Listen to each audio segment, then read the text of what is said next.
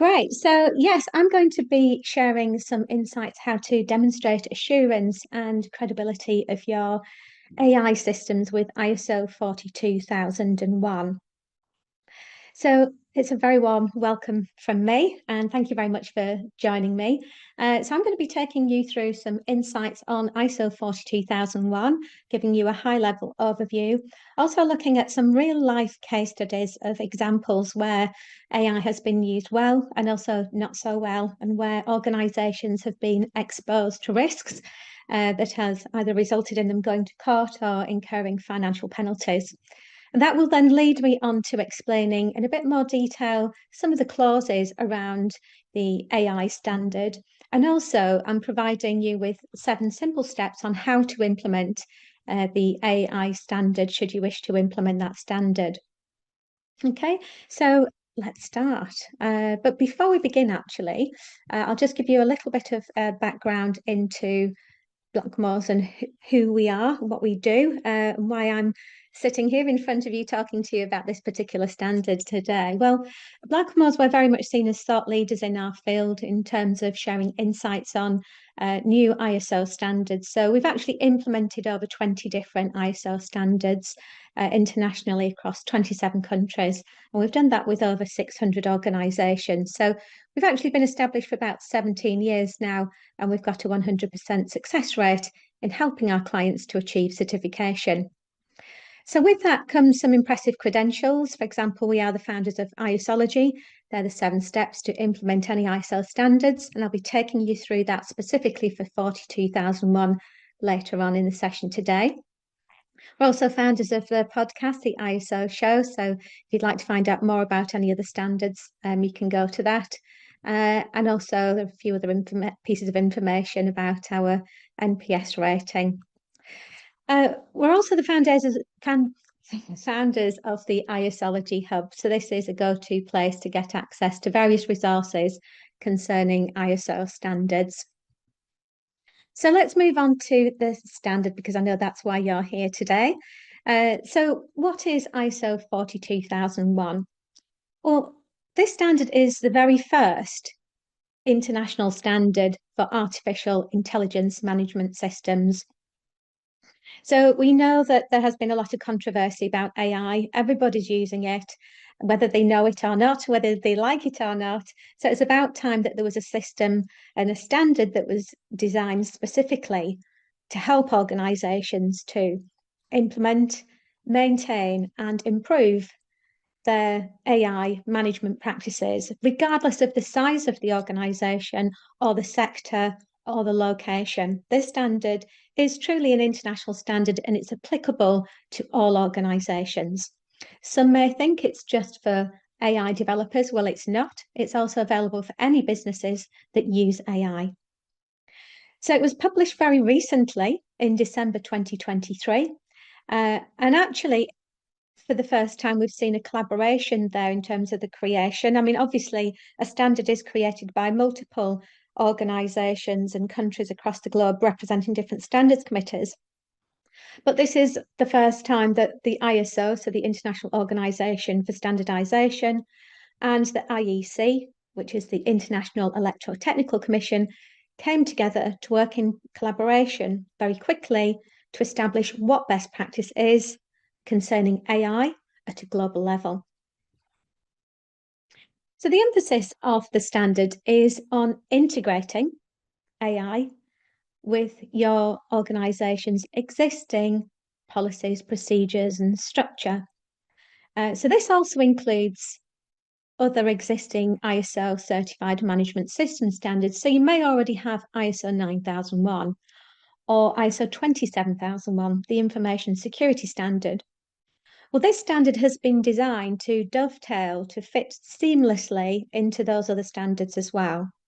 Because for those of you that are already using AI within business, you'll know that it is an integral part of basically all aspects of the different stages of your overall service or product delivery.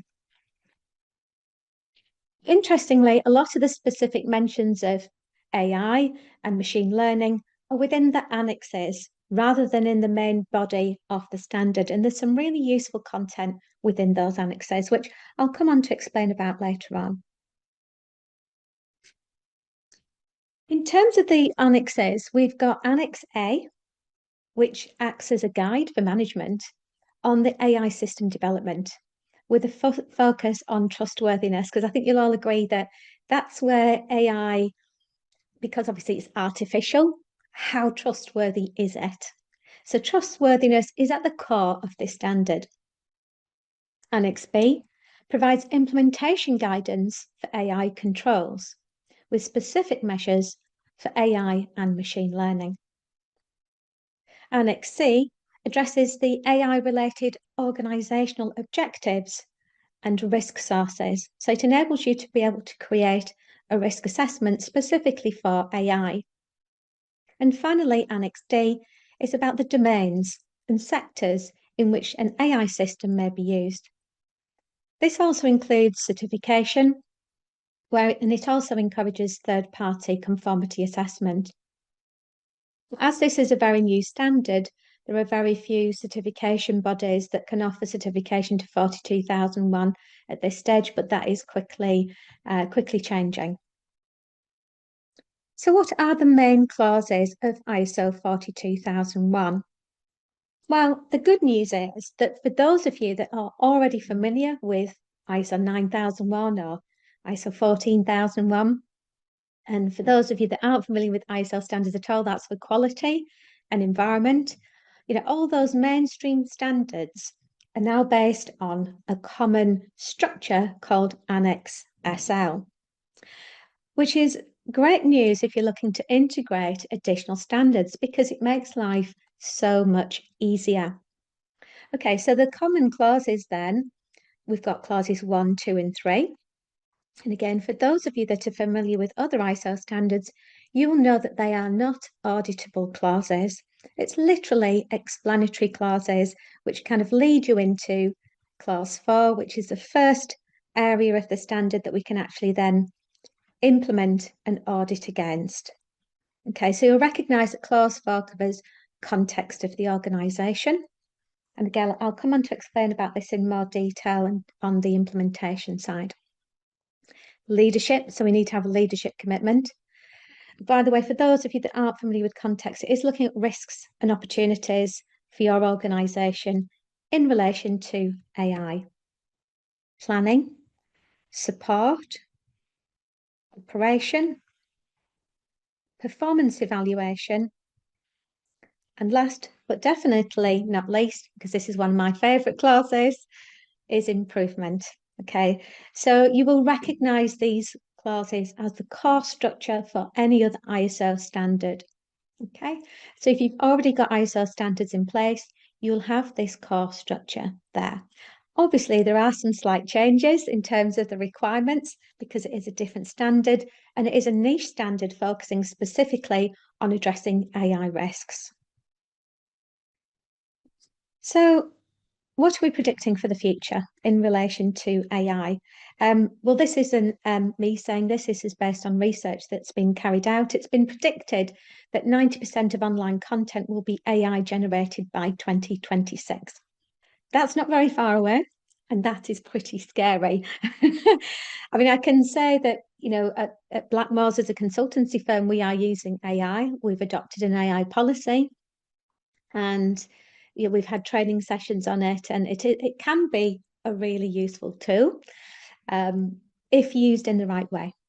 Okay, now a lot of this generated content that's out there now includes things like images, which poses a real concern over the values we're translating to people, because the content we consume shapes the way that we think.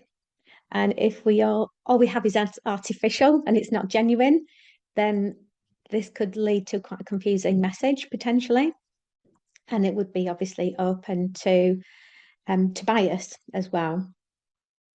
So how will this affect open AI-led software if the majority of data it draws from is also AI generated? So how does this affect the quality of its output? So that I think this is going to be an issue that we're going to be facing over the next few years. And the other thing that we're starting to see quite surprised it's taken this long to actually get here. But in Europe, for example, there is the EU AI Act, which was only recently approved in March by the EU Parliament. This is expected to have a global impact, though. So a number of EU directives, so the European laws, are then adopted internationally, and this could obviously potentially pave the way for future legislation in other countries. So let's look at a few of these examples then of risk in reality and what's actually happened. So some of you may be familiar with an organisation called DoCan. So DoCan are an e-commerce organisation, and they actually fired 90% of their support staff and replaced them with an AI chatbot, which caused massive controversy. So although it did result in 85% reduction of costs of the staff, it did cause controversy on social media, unfortunately. And that has obviously affected the reputation of that particular organisation. Canada are in a similar situation. They decided to replace support staff with a chatbot, but that then did result in a lawsuit, unfortunately, as its chatbot wrongly instructed a customer about some information, who was then subsequently refused a refund after following the chatbot's instructions. So, yeah, that ended up going to court, unfortunately, which was a bit embarrassing for Canada, to say the least. Okay, so then moving on to another couple. Okay, so iTutor Group. So this is an interesting one.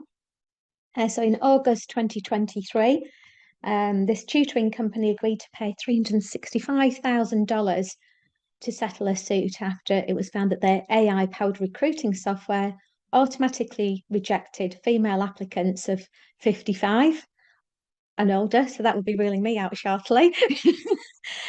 And I think there's still life in the old dog yet. So that would be a bit disappointing if that was the case, if women over 55 were just written off. And also male applicants over 60 and over were automatically rejected as well. So the US Equal Employment Opportunity Commission, the EEOC, basically identified that over 200 qualified applicants were automatically rejected. So obviously that's an issue there in terms of equality. And then we've got Amazon's AI surveillance technology. So during the past couple of years here in the UK, 8 of our main train stations in the UK have been testing Amazon's AI surveillance technology using CCTV cameras. Now, the primary purpose of this was to aid staff and police about any potential criminal, risk-based activities. And also they were looking at how people were influenced by advertising as well within the train stations. But there have been concerns over the transparency of the use of the technology. So, if you're going to go to a train station and you're literally just going to get on the train, you don't necessarily know that you're being monitored from that point of view, which could potentially be an intrusion of somebody's privacy. And so there was quite a lot of controversy about the rights of individuals and how their personal data was being shared in relation to that. So it's still very early days with a lot of this AI technology. And obviously, where there are risks involved, there needs to be controls and governance, which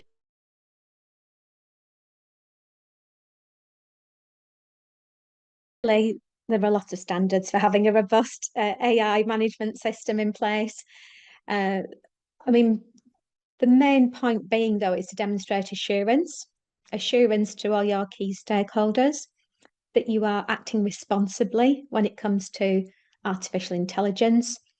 And also, I think consumers are looking for added credibility. So how do we know what you're doing with our data? How do we know that that data is being managed responsibly? So, although there are a lot of reasons, I've tried to condense that into just 10 reasons for you today. So I'm going to take you through these reasons, and then I'm going to be explaining about how to implement the standard. Okay, let me just have a quick check on something. Right, yeah. So the number one reason is demonstrating responsible use of AI. So 42001 helps to ensure fairness, non-discrimination and respect for human rights in AI development and use. So again, it's not just AI development, but it's also how you use it. Remember that AI can still be bias-based on the fact that existing data sets will still lack representation for minority groups. And also take care in the use of AI over people. So staff being replaced by AI, as we've seen with previous court case and financial penalties, is a very real concern and should not be treated lightly.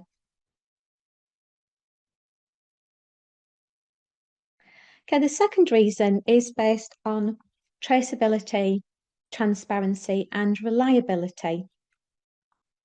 So information is sourced by AI, as we know, is not always correct. I mean, at Blackmores, we've put this to the test in relation to testing it about different standards.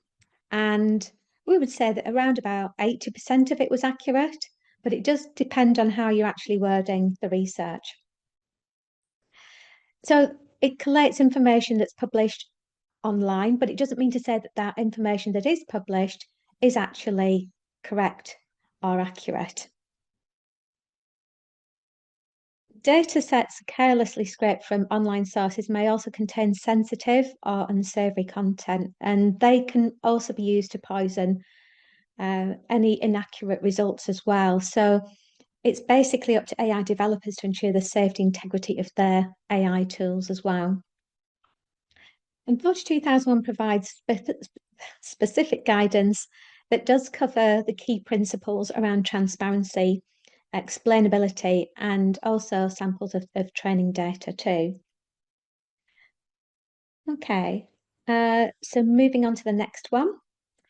Reason 3 is all about providing a framework for managing risks and opportunities. Now, AI, like any other new technology, is going to create new risks and opportunities. Risks include the likes of inaccurate data being used, existing bias in data training sets, plagiarism, and data poisoning. But also, on the flip side, does present amazing opportunities for businesses. So opportunities could it help to include improving productivity. So, for example, there was a piece of marketing content that I was looking to produce some time ago, and I thought, oh, I wonder what the Google Gemini says about it. And what they produced was absolutely phenomenal. Yes, I did amend about 50% of it, but it did save quite a lot of time. And it's great for research purposes, I think, providing you check the sources, of course. So, yeah, the opportunities help to make smarter decisions within a business and also quite often making quicker decisions. And as we know, time is money in business. So this can be extremely effective within an organisation. And it can also help to reduce certain tedious tasks as well. I think certainly I've seen, using AI in many different ways. For example, from garden design to lots of different things, to be able to use AI creatively. But I think the risk for that then as well is that companies could potentially go out of business because of that. One area in particular that we're looking at, for example, is SEO, so search engine optimization.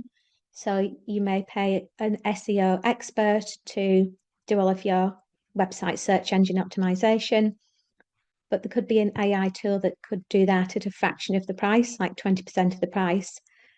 How good that is open to debate, but is posing a great risk to many service and providers if they haven't got a tech option as part of their service. So 42001 helps you to build a robust management system to manage and mitigate your risks and helps to drive forward those opportunities as very clear objectives and through your continual improvement processes.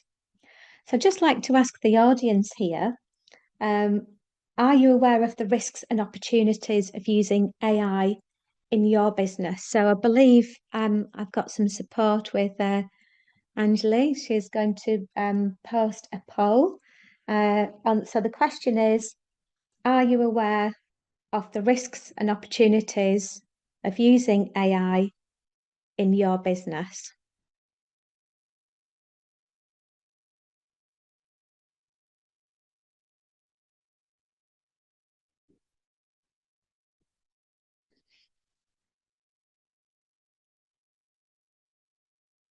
So hopefully you've got access to be able to do that poll.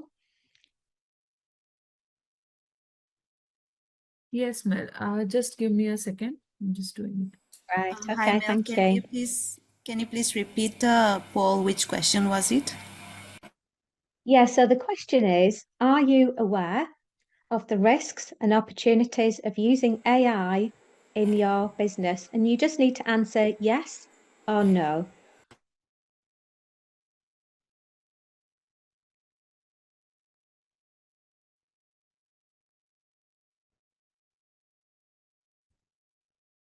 Okay, that's really interesting. I think we've got pretty much all of the responses through now.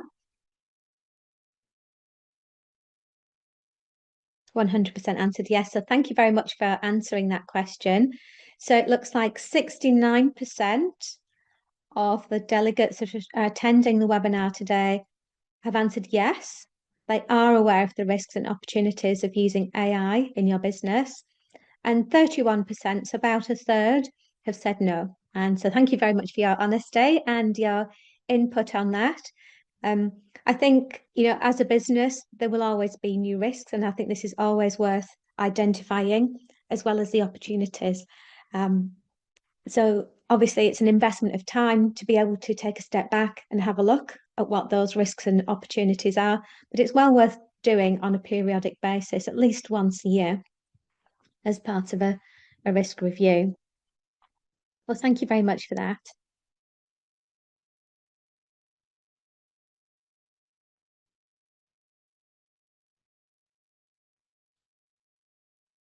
Right, okay, so moving on then to the next slide.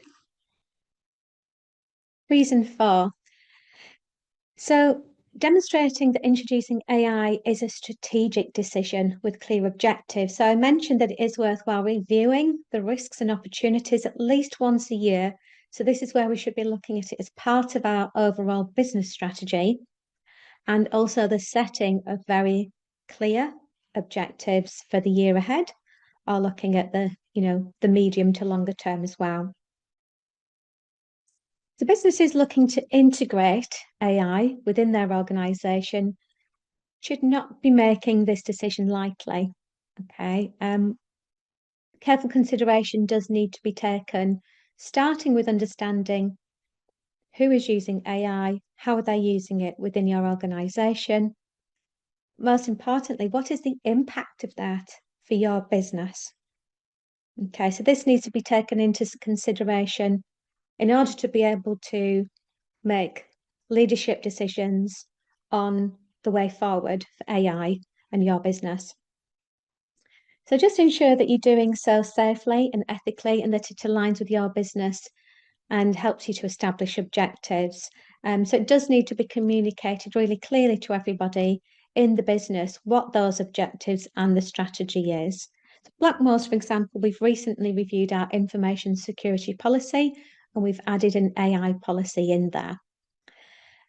So actually that's something I wouldn't mind asking as well. Let's do another poll, shall we? Is that okay? So the question is, do you have an AI policy? And you simply need to answer yes or no. So do you have an AI policy? Yes or no?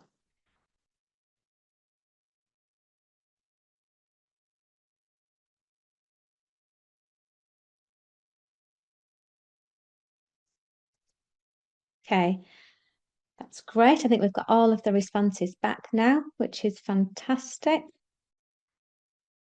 Oh, we've still got a couple more that are answering, which is actually, yeah, quite interesting. Okay, so 43% have said yes, that you do have an AI policy. So I'm actually quite surprised that that is high.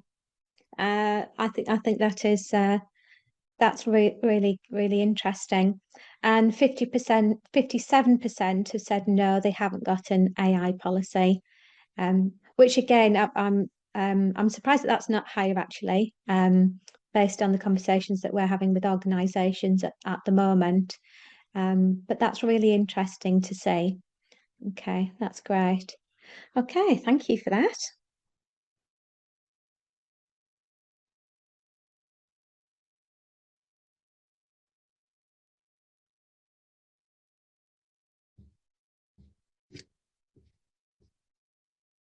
Okay, so let's move on to the next one then.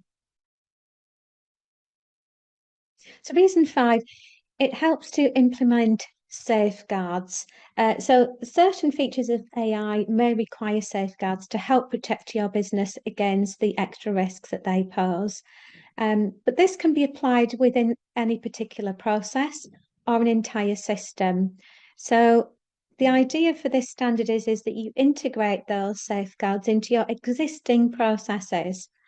Okay, so let's say, for example, if it was a recruitment process, how can we ensure that we are safeguarding against AI risks? Okay, so I've had an encounter where I've interviewed somebody where they said that they couldn't share their screen, and there was a funny image on like I wouldn't say it was just an icon on the screen. And when I was asking questions, the answers were there was a pause, but they were absolutely perfect and they were above and beyond what I was expecting on question after question after question. And it wasn't until we had an in-person interview that it was a very different experience and responses to the questions that we asked. So AI could be a great opportunity for businesses, but again, it could also be a risk. So it's worthwhile factoring that into every single process within your business.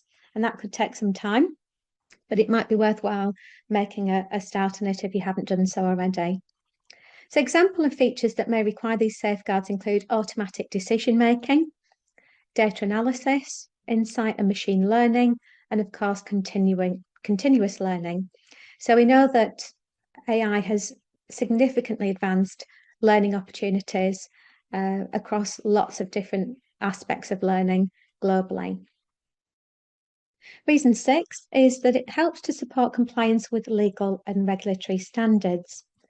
So we are noticing that there is more legislation that's going to be implemented over the coming years. I mentioned earlier on about the act that was introduced just a few months ago.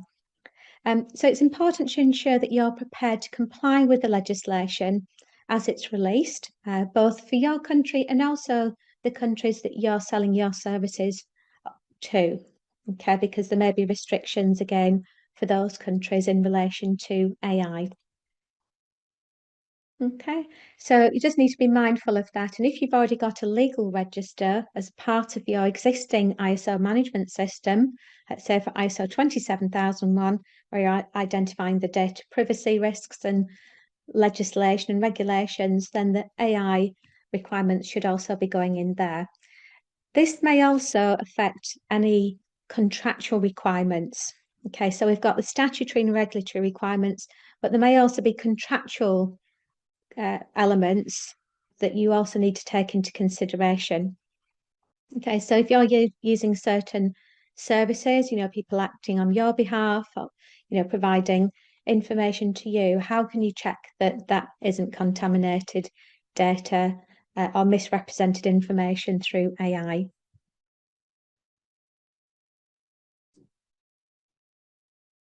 Reason 7, enhanced reputation. So we know that ISO standards have got a great reputation for helping an organisation to demonstrate best practice. And this standard is no exception to that. So any organisation that is looking to market their service as a reputable either AI developer or, in terms of information security, they want to demonstrate that additional trust and confidence to stakeholders, then this will definitely enhance reputation. So this would mean that you would be able to use the ISO 42001 certified logo on your marketing collateral, let's say a website, for example. So gaining certification to 42001 will help to show that you're confident in your AI-related systems and any potential claims, and that you're happy to have this verified by an independent third party. Another great reason is that it helps to encourage innovation within your business. So obviously I've talked about risks, but there are significant opportunities to advance your organisation at exponential levels if you're using AI in the right way. So as much as we've stressed about the potential risks, ultimately AI is here in theory to help to make our lives easier, but we just need to ensure that we're responsible when applying it. And the standard helps to ensure that you can safely integrate your AI tools and systems within your business. So it's there to help with the adoption of this new tech and drive continued improvement as your management system matures. So talking about management systems, I mentioned earlier about the Annex SL format. So it can easily be integrated particularly well with ISO 9001 and ISO 27001. So yeah, that's something that I definitely recommend, and to take a look at your existing management system and the standards so you can see how they can be integrated. So yeah, the risks that we've covered in 42001 include security, privacy and quality, among others, and it can help to enhance the effectiveness of your management systems in all of those areas. And finally, it doesn't require an existing management system to implement it. So although I've talked about other ISO standards, you don't have to have an ISO standard to implement this standard. Okay, if you feel that AI is really important for your business, then you can adopt this standard. You don't even have to be certified either. You can just get a copy of the standard, in effect, like a book. I mean, it is a document, it is in black and white. It very clearly stipulates what the requirements are for a robust AI management system, and you can just simply adopt it.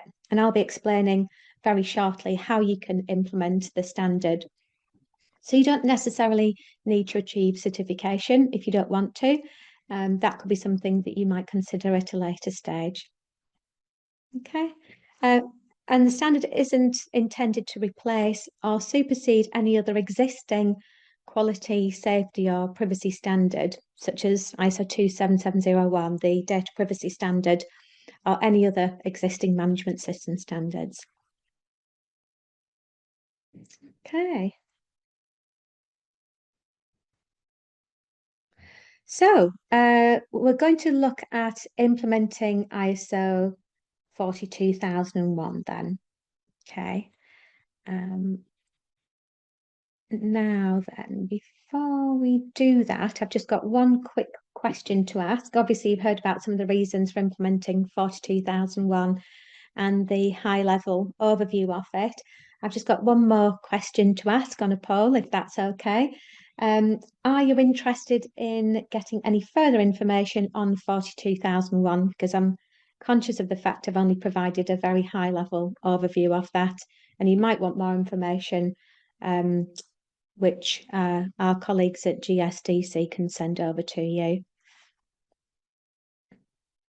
So I'll just repeat that. So are you interested in getting any further information on the standard on ISO 42001? And it's a simple yes, no answer. I'll just give you a moment to answer that.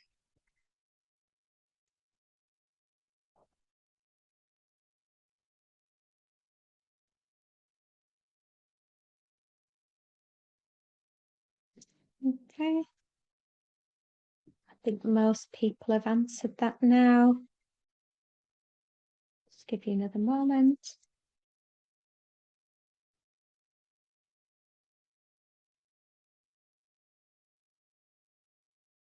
Okay, great. So it looks like 93% would like some further information on ISO 42001.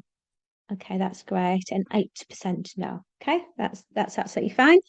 Okay, so thanks very much for that.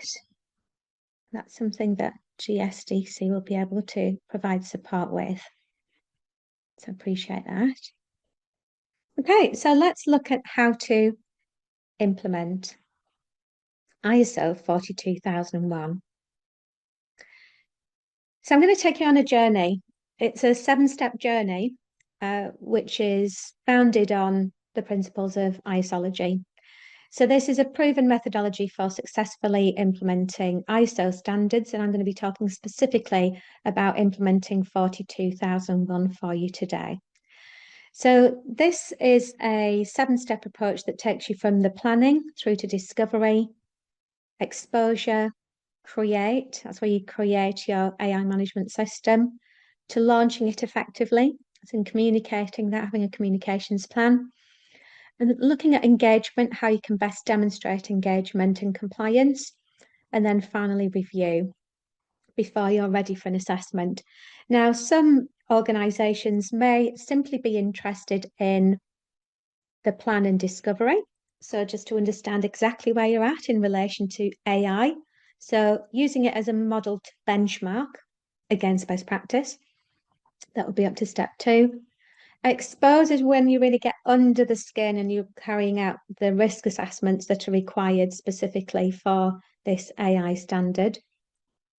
Create is obviously where you're creating your AI policy, your AI risk assessments and controls. And again, you may wish to leave it at that. Or if you've gone to the trouble of creating it, then obviously it's worthwhile communicating it, because otherwise nobody's going to know about it.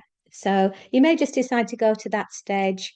But if you are looking to go for certification, then you will need to go through all 7 stages, because all of these areas are key requirements when it comes to the stage 1 and stage 2 assessment. Okay, so let's break down those stages in a bit more detail. So planning. The first thing that you would do is identify, what is your scope? Okay, what are your goals? What are your aspirations? What would you like to achieve? Okay, so the scope of your AI management system needs to take into consideration your key stakeholders and whether you're going to include certain locations, services, products. Okay, so if you're a large multinational organization, it may be that you're going to focus in on a particular area of the organization because that's where you feel that there is a greater risk and we need greater control. Other organizations may decide that they want to include the entire organization, which could take slightly longer, and that's where you may have not just a 6-month plan, but maybe 1 year, 2 year, 3-year plan for rolling this out globally. Okay, it really does depend on your capacity and resources that you've got available, which then leads me on to leadership commitment. Okay, you can't implement this standard without key decision makers at the top saying, yes, we want to understand what our risks and opportunities are associated with AI, and we want to develop controls to mitigate that risk. So that leadership commitment is essential, okay, to the kickoff. Otherwise, we're wasting time there. So they need to show up, they need to demonstrate their commitment to AI and acting responsibly as an organisation. If you're looking at going down the certification route, then obviously you need to get a quote from a certification body as well. And again, it needs to be a reputable certification body that are accredited by an IAF approved body. IAF is the International Accreditation Forum. So, for example, in the UK, it's UCAS, United Kingdom Accreditation Service, that accredit the certification bodies. Step 2 is discovery. So this is where you can identify your current practices. So it's great to see that some organisations have already got an AI policy in place. Okay, that's only a starting point though, really. Sorry, it looks like somebody's drawing on the screen. I don't know where that squiggle came from or whether I did that accidentally. Maybe it was an AI bot coming in and doing that. I don't know. But anyway, slight distraction there. So in terms of understanding what you've currently got, that's where I would ask each department. Oh, it's disappeared, thank you. Ask each department what you've got in place in terms of AI controls. And they might look at you in a funny way and say, what AI controls? So it might be better starting with asking the question, how are people within the team using AI?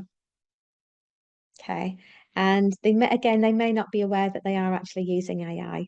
And I say that because AI is in almost everything now. It's in, Netflix. It's reading, the kind of the patterns and how we select items and that sort of thing. So it's worthwhile identifying how you're currently using AI as a business, and then looking at controls that you may have in place and mapping those against the requirements of the standard.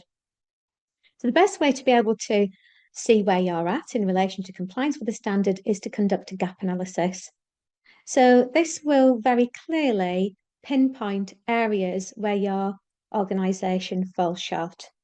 Okay, so you may find that actually the gap is minimal, okay, that you're actually meeting 80% of the standard, which is fantastic, and there's another 20% to go, which is great because it's all about raising the bar, raising your standards. And hopefully, even just from this webinar, you'll be able to take away some useful points to then go back and question within your organisation that you may not have considered before. But the gap analysis really does help you to understand what the standards requirements are, because you're then thinking about the different controls, risk assessments, for example, which you may not have done before. So that really does help you from a CPD perspective to understand about the standard. And then we've got the expose stage. So this is all about getting under the skin of identifying the risks and opportunities, both internally and externally. Now, typically, we would recommend doing a SWOT, which is a strengths, weaknesses, opportunities, and threats exercise. Okay, so you can identify all the strengths associated with using AI, where your greatest threats and risks are. So how are your competitors using AI? Okay. What is the risk of you not using AI as an organisation? And then looking at PESTLE, that enables you to look at the external influencing factors. So PESTLE is the acronym for political, economical, social, technological, environmental and ethical, and legal. So this is where we bring in the legal requirements, looking at ethics associated with AI, that should be embedded within your AI policy, and numerous other things like use of social media and that sort of thing. So identifying interested parties. So we need to understand who are you sharing information with in relation to AI, and that could also include clients. Moving on to step 4, the create stage. So once we've understood where the gaps are and what we need to do in order to bridge those gaps, we then need to take the information from the risk assessments that we've just completed as well on looking at our risks and opportunities to then start creating the necessary policies and procedures. Okay.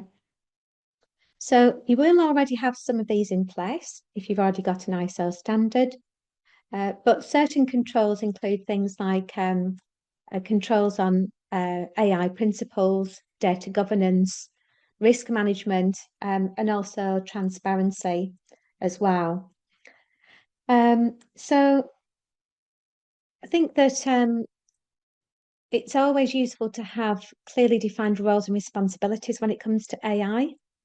So who's your go-to person? Do you have a team, an AI team? So at Blackmores, we identified some AI champions within the business that could conduct some research and provide some training for us internally on how we can use it and how we're currently using it. That could be included on the job description, for example, so it's really clear in terms of roles and responsibilities. And also, if you are communicating your AI policy, what are the do's and don'ts of using AI for your employees? Okay, so some employees in certain departments, which could be marketing, for example, may use AI extensively, whereas others, you may have restrictions on the use of AI, which could be finance, for example. So all of this is dealt with via the risk and impact assessment as well. This helps to define the processes that are needed in order to be able to mitigate risks across your organisation. So I would like to say, though, you don't need a lot of policies and procedures.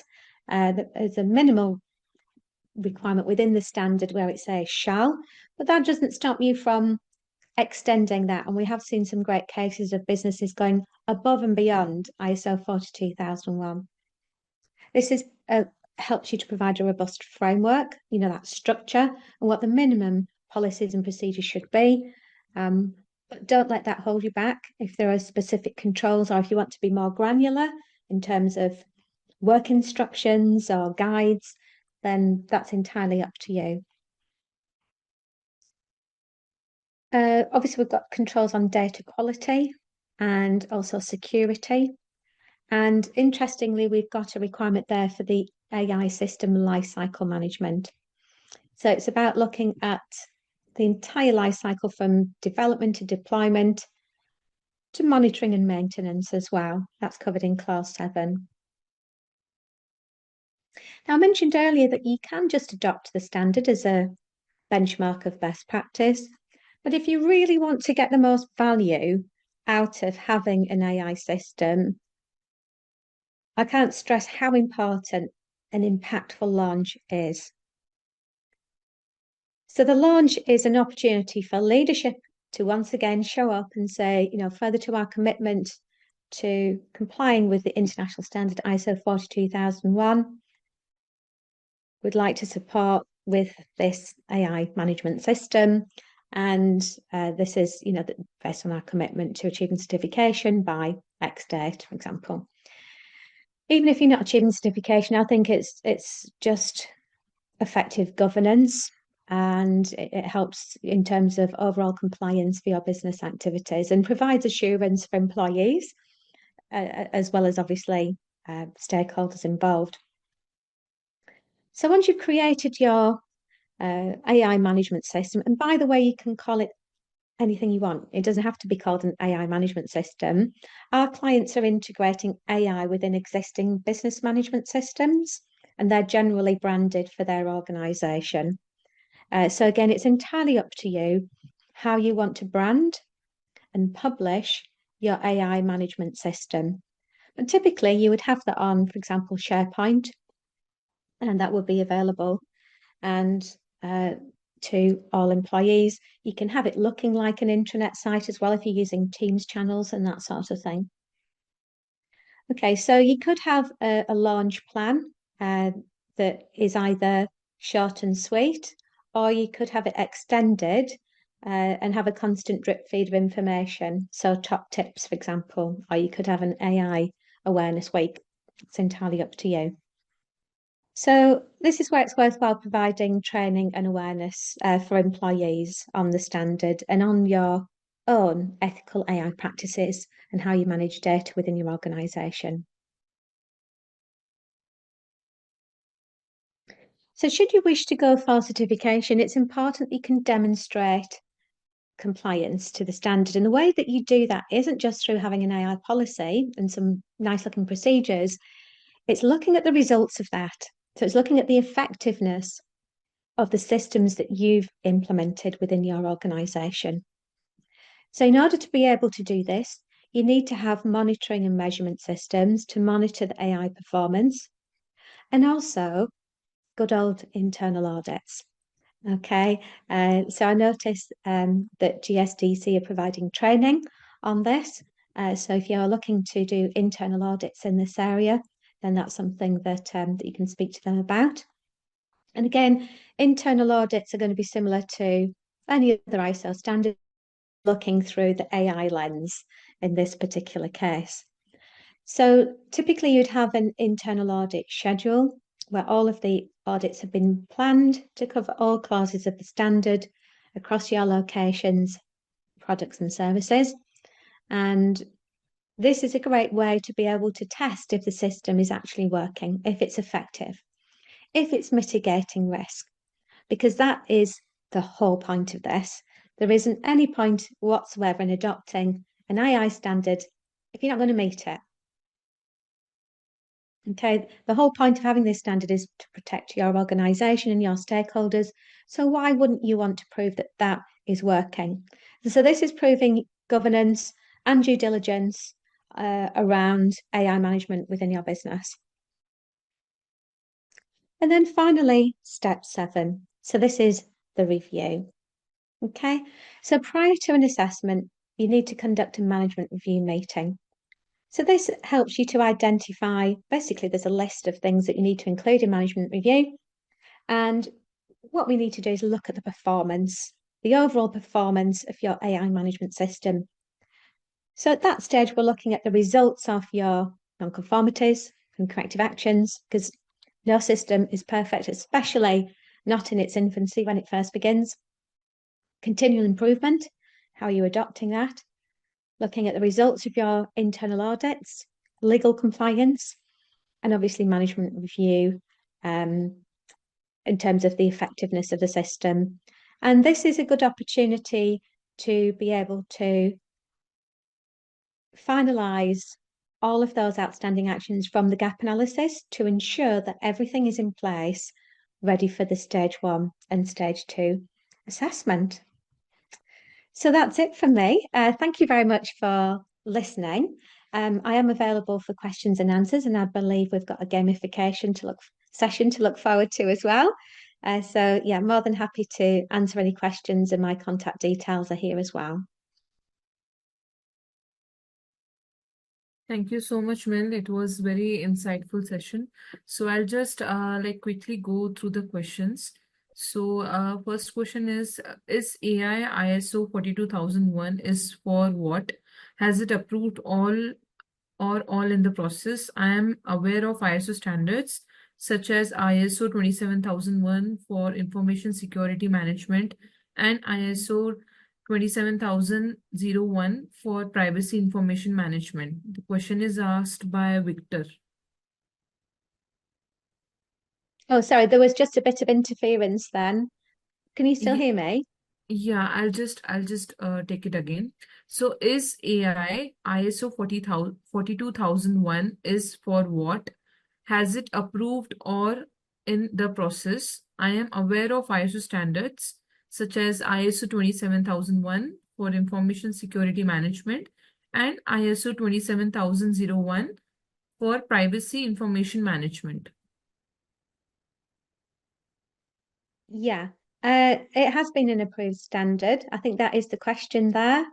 It can be integrated with 27001 and 27701. So yeah, so basically the standard has been approved by ISO, and I think it was the IEC as well. I hope that's answered the question. Sorry, there's a bit of interference halfway through it. Yes. So the next question is, in what ways mentioned in ISO 42001 does the product deal with the ethical aspects of AI systems? Yeah, there is a section on ethical use actually of the standard. So that's I can't remember which clause it is, but if you'd like to send me the details of that person, I can get that. I haven't got that like literally to hand, or I could have put it in the chat actually. Yeah, if you just bear with me 1 second. Yeah, no, sorry, I haven't got that literally to hand to put on the chat, but that's something I can send over. There is a section at the beginning in terms of the other definitions. And also, basically, you need to take into consideration ethics on the context part. So, when I mentioned about looking at the external influencing factors as well, I mentioned about environmental and ethical in there. So there are specific requirements within the standard around the ethical use, and it's in the core principles of the standard.